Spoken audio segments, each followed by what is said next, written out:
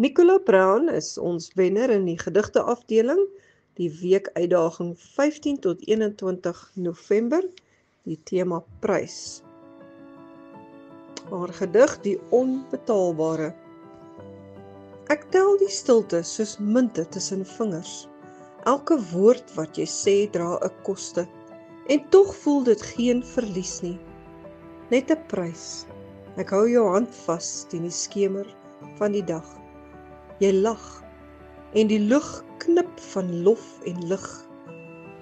Dit is nie goud nie, nie juwele nie. Net 'n fluister, 'n vonk wat spring wanneer niemand kyk nie.